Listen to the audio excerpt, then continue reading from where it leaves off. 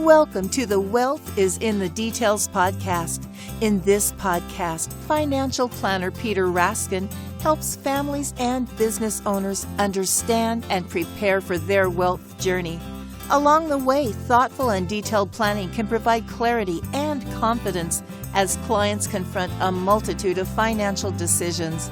Listen in as Peter shares stories and insight into people's wealth journeys. Now, let's get into today's podcast. Hello and welcome to Wealth is in the Details with Peter Raskin from Raskin Planning Group.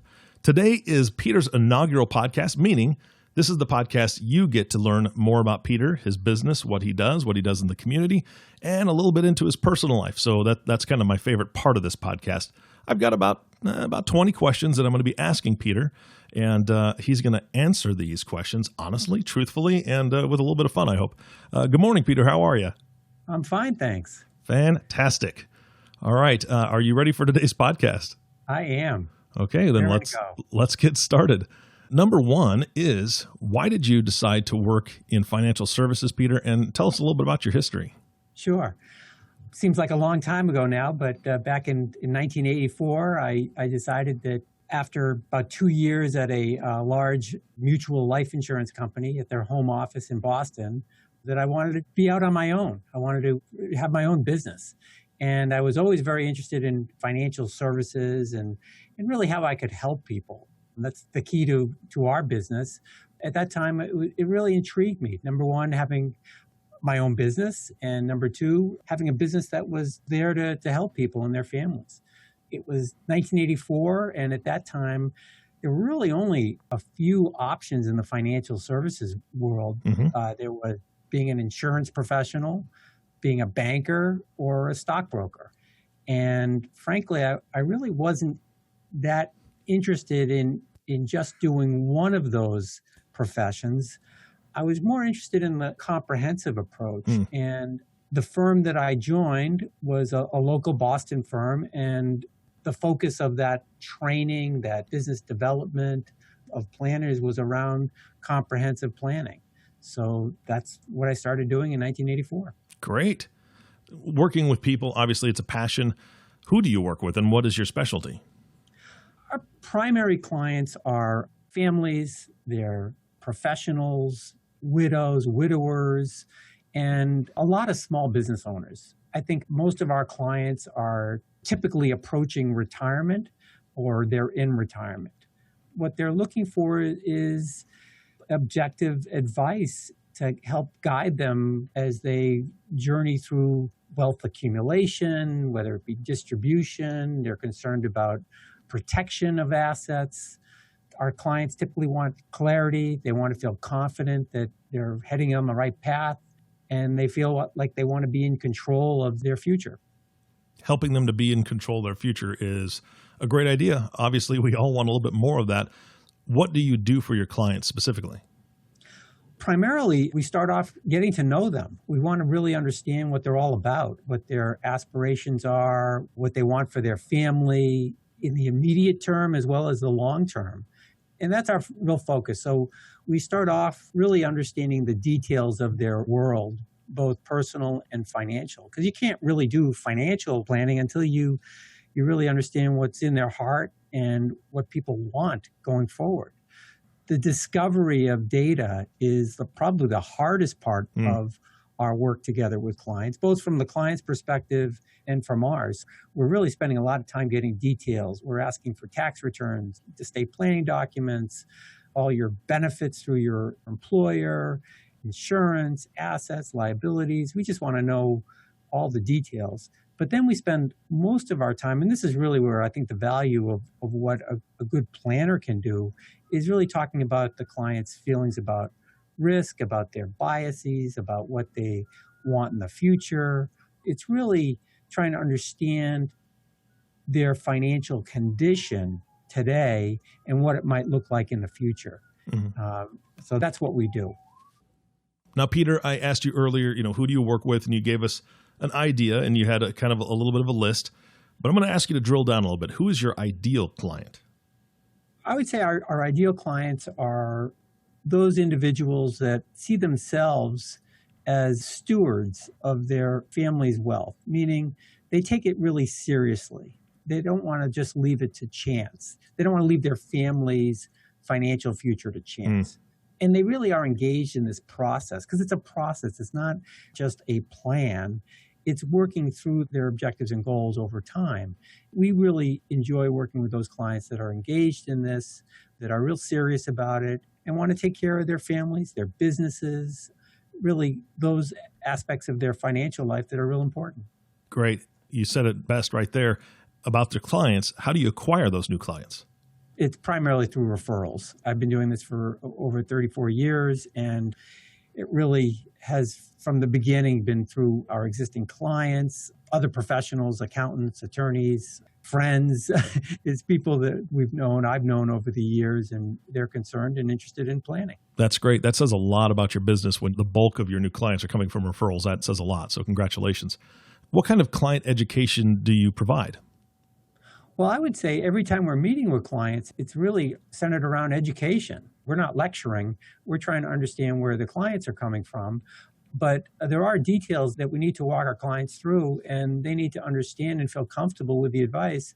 The only way they can make a good and useful decisions is with clarity about recommendations or actions that we suggest are going to help them. It's an ongoing process. It's not just a lecture or a podcast that does it, because everyone's so individual. It's really unique. I agree. I think these podcasts are going to help people out tremendously, but this is not a one-stop shop. You get your information on the podcast, and then you just do whatever you want. There is a tremendous value in that relationship, so I agree with you. Well, it sounds like you provide a ton for your clients. Who is on your team, and what do they do? Because I know you have people that help you out. Yeah, and I don't do this alone. It's truly a team effort. Our business from the get-go has been really focused on client service. So that's our goal. When we have our team meetings, we're always talking about how can we make our clients' lives simpler, easier? How can they feel like this is a positive experience? And I think we've done that, and we're continuing to improve on that. So I'm the lead financial planner for all our clients and responsible for the relationship. Catherine is an associate planner that works for me, Catherine Broy. She works on every plan. So she's doing what I call the plan manufacturing, and she's deeply involved in the technology aspect of it. John Dobritz is responsible for the day-to-day investment operations, and Ron Gans is more involved in the insurance-related products and helps manage our clients' retirement plans, 401ks and pension plans. We always have a college intern who works for us anywhere from 15 to 30 hours a week, depending upon the time of year. And then we really do work with our national firm. We're affiliated with a national firm called Lincoln Financial Advisors, and they provide us tremendous resources from technology, legal compliance, estate planning, from investment perspective. So they're also a great resource and really part of our team. Wow, sounds like a great team, and it takes community really to help somebody out like that. I know that there's an old saying, it takes a village to raise a child, and it takes a large community like that to help your clients and service them. Speaking of community, what do you guys do in the community, or what do you specifically do in the community? Yeah, I've always been involved in the community that we live in and that I work in. I think that's just, I need to give back, and it's been a fun part of my life. And I was a scout leader with my boys. That was a lot of fun. We're very involved in our church. I've been treasurer, president, religious education chairperson, instructor. That's been a great joy for us and our family. I'm currently on a board of directors called Volunteers of America, Massachusetts. It's a social service agency. Community involvement is just a big part of my life. Also professionally, I've been involved in the past in financial planning organizations, like the Society of Financial Service Professionals and the Boston Estate Planning Council. Love to hear that. I love to hear that advisors are active in the community, or small business owners specifically are active in the community. It's a great thing to be able to give back and participate in those things. I want to change gears here a little bit, Peter. We talked a little bit earlier about the education that you do with your clients, and it's ongoing. What designations or advanced education do you personally have? Not only do we want to educate our clients on an ongoing basis, we need to stay current and feel like we've got a handle on what's going on in the world of in the financial world. So yeah, we're continuing ongoing education. In the past, I've gotten a master's degree in financial services from the American College, and I have 3 professional designations called a chartered financial consultant. I'm a chartered life underwriter and a chartered retirement planning counselor. But it's the ongoing education that is not only required, but something that we do want to do, going to meetings. There's a lot of education online available to us, but that's part of what we enjoy and one reason I love the business. Audience, anybody listening to this podcast, I want you to understand that Peter's being very humble here. Those designations are not easy. Those designations mean quite a bit. He really talked about that ongoing education, which means he's keeping up with what's going on all the time. But I do want you to understand that those designations are a big deal. Look them up if you have any questions about it. Ask Peter about it if you have any questions. That's an impressive amount of letters behind your name. I know it's an alphabet soup back there, but those designations specifically are very powerful. So definitely look it up if you're interested, audience. It's definitely something you want to know about. Peter, what is your financial philosophy? What I really want our clients to focus on, and I try to do this personally, is really think about and focus and worry about the things that we can control or influence in our world. I think when we really think about the world we live in, a lot of it we just can't control. And where we should spend our time and energy and our angst is around those areas that we do control. Mm-hmm. So the simple things like living within our means is something we can all do. Spending time and energy around understanding where your cash flow goes. Mm-hmm. That's a better use of time than worrying about what's happening politically, what's happening in the markets, working on your career, your own continuing education, certainly spending time with family. Mm-hmm. Those things that you can control are the things that we want to focus on. So when we're doing our planning work, we want to just make sure that those aspects of our clients' financial life that they really do influence are addressed, and we think about it. And then we prepare for those things that are unexpected, because that happens too. Mm-hmm. So worry about the things you can control, and then think about those areas of life that are unexpected that could affect your planning going forward. And so those are the things, that's my philosophy. That's a great philosophy. All right, we are on to the second half of our podcast, my favorite part. This is where we get to dive into Peter's personal life a little bit, ask him some good questions, and hopefully catch him off guard on a couple of them. Maybe. We'll see. Are you ready, Peter? Sure. All right. Peter, when you're not working, what do you do for fun? At this point in my life, I get a lot of pleasure out of just the routines of life. You know, I get up every day, I exercise, I come to the office. That kind of daily routine really makes me feel good and allows me to focus. But then as far as fun is concerned, my wife and I do a lot of things together. We're empty nesters. Our kids are independent and doing their own thing. We love bike riding. We love hiking. We go to theater. We love music and museums. And we especially like to go out to dinner at nice restaurants. I would say we're both real busy. Both of us work real hard. But when we do have time, we just spend time together. Then we do a lot of travel nice. on our free times. I always love to have a trip planned. It's something to look forward to. I love the planning aspect of it. And most of those trips are around cultural experiences, being in the great outdoors, outdoor activities, mm-hmm. good wine, good food, and just being together. All right. Whenever somebody says anything about going out to eat, I'm always going to ask, what's your favorite restaurant? You know, I don't have a favorite restaurant. I love all sorts of different flavors. All right. So whether it's French, Italian, Asian, you know, I'll eat anything.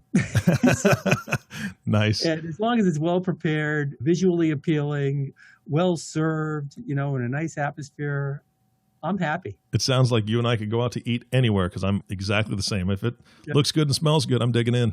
Yeah, right. All right. Peter, who's your hero? I would say I'd start with Abraham Lincoln. You know, I think of someone who's true to his principles, great sense of humor, and despite his brilliance, was truly a humble man. He also had lots of challenges, mm-hmm. you know, depression, he loses a son, he's dealing with wars, difficulty with mental illness in his family. Mm-hmm. So he had a lot of things that he had to work through.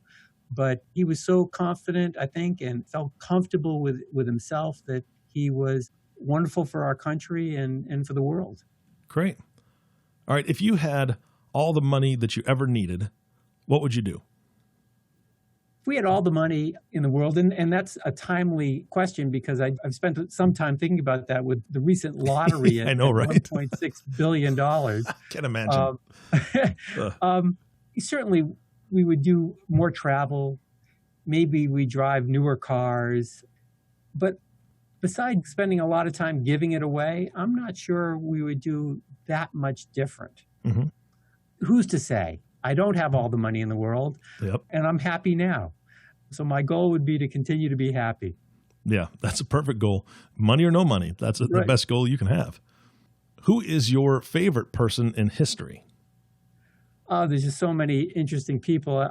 I love biographies, and I've read so many. I love the stories behind them. And when I think about probably my favorite person I'd want to spend time with might be Teddy Roosevelt. Just a man with incredible amounts of energy, brilliance. He was both strong physically, active physically, but also intellectually. He was so curious, been through so much as a young man, a sickly child, overcame that and became a great president, at least from my perspective. Did a lot of great things like the national park system in the U.S. and was a committed environmentalist, just a really interesting person in history. So that's who I would want to spend a little bit of time with. You've given a couple great examples with Roosevelt and Lincoln. What is your personal idea of success? Success to me is really just working toward goals with a focus and commitment and achieving that. I've always been very goal oriented, even as a young man, whether it be working, delivering newspapers to earn some money, in my pursuit of sports. I was just very goal-oriented, working out and trying to get to a place of success. And that carried over into the business world. To me, it's just being thoughtful, being in the moment, but thinking ahead about what you want and always having goals in place. And that, to me, is what's satisfying. Yeah. I'll tell you what, I needed you back in junior high because I had a paper route.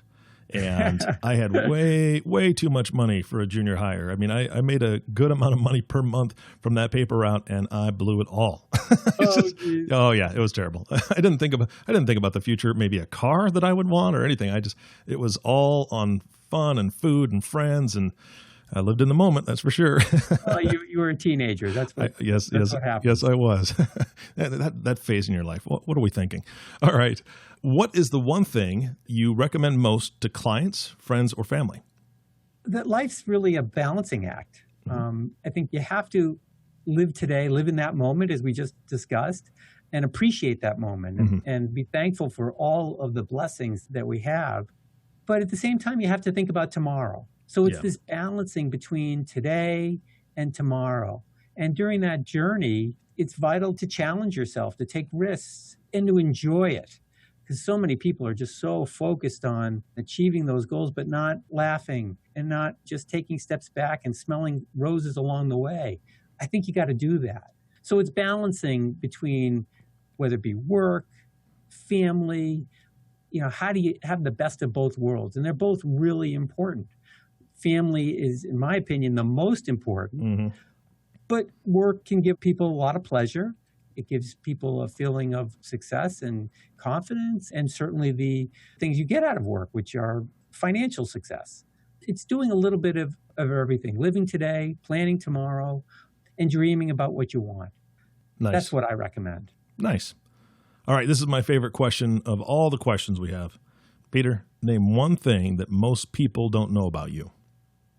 I'm not a big person. I'm only about 5'7" on a good day.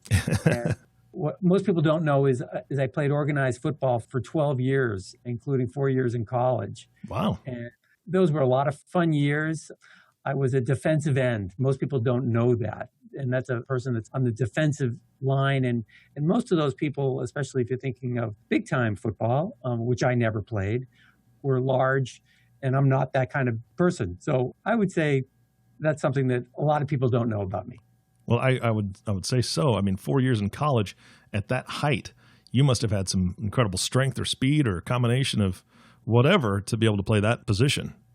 I would say I played with passion. There you go. I was not a particularly fast person or big person, but I was coached well and Nice. And was lucky. Life's full of luck. Well, yeah, and surrounding yourself with coaches and mentors and advisors that can give you that push and that guidance. I mean, that's incredibly important. So, and that ties right into how to be successful. So it sounds like you really were. We all have those points where we're tired or we just lack energy or we are coming up against some serious adversity or a big project maybe that we have to deal with. And I know we all face that. So Peter, what is your mantra, motto, or something that you say to yourself to keep yourself focused and on track? Yeah, great question. It's not real exciting, but to me, whenever I'm confronted with any challenges or problems, I come back to the process. Mm-hmm. So to me, my mantra is the process is the solution. I may not have the answer right now, but if we follow a process, a thoughtful process, we'll get to that solution. That's what I keep focusing our staff on, and personally, I do the same thing. So if I want to, I'm preparing for a trip that involves a lot of hiking, I'll think ahead about what I need to do for the 2 or 3 months ahead so I'm physically able to do have that kind of fun experience. Mm-hmm. Whether in the business world and we're doing a plan for a client, we basically take the same approach in all cases. The problem isn't evident, but the process is something that we deal with on an ongoing basis, and the solution will become evident as we work through that process. Got it. What is your proudest achievement? Oh, I would say my proudest achievement is my family, and I didn't do that alone. I'm very lucky to have been married for 32 years, and Wow. We've got 3 wonderful kids, and we've had many, many blessings. So I would say right now that's my proudest achievement. Congratulations. That is awesome. 32 years of marriage is fantastic. All right, we are to our last question, Peter. And this is more about just kind of what your thought is on it and what you'd kind of convey to the audience. We're hoping this podcast gets a lot of traction. We have a lot of listeners, but who should be listening to this? Who do you want to reach, and how do they reach out to you? The reason why I decided to do the podcast is I wanted really to give people information that would be helpful in their world. It'll be a lot of concepts. It'll be a lot of strategies. We'll talk about outlooks. We'll talk about these processes that I described. To me, I thought it would be of interest to clients to share our experience, my experience over 30 years in the financial planning world. And I hope that these podcasts can make a difference in people's financial lives. Really, podcast is there for friends, our clients, family, coworkers, whomever. If there's any interest, please pass it on to those that you think might be interested. Anyone who wants to talk to us about it certainly can call. My number is 617-728-7433.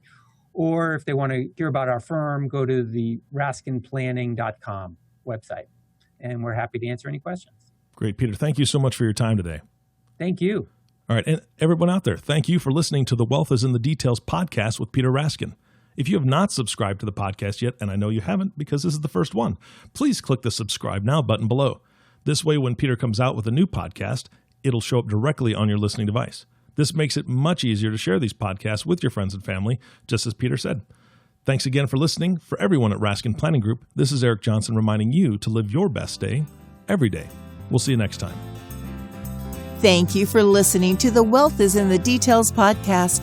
Click the subscribe button below to be notified when new episodes become available. The information covered and posted represents the views and opinions of the guest and does not necessarily represent the views or opinions of Lincoln Financial Advisors Corporation. The content has been made available for informational and educational purposes only. The content is not intended to be a substitute for professional investing advice. Always seek the advice of your financial advisor or other qualified financial service provider with any questions you may have regarding your investment planning. Peter Raskin is a registered representative of Lincoln Financial Advisors. Securities offered through Lincoln Financial Advisors Corporation, a broker, dealer, member SIPC. Investment advisory services offered through SageMark Consulting, a division of Lincoln Financial Advisors, a registered investment advisor. Insurance offered through Lincoln affiliates and other fine companies. Raskin Planning Group is not an affiliate of Lincoln Financial Advisors. Lincoln Financial Advisors Corporation and its representatives do not provide legal or tax advice. You may want to consult a legal or tax advisor regarding any legal or tax information as it relates to your personal circumstances.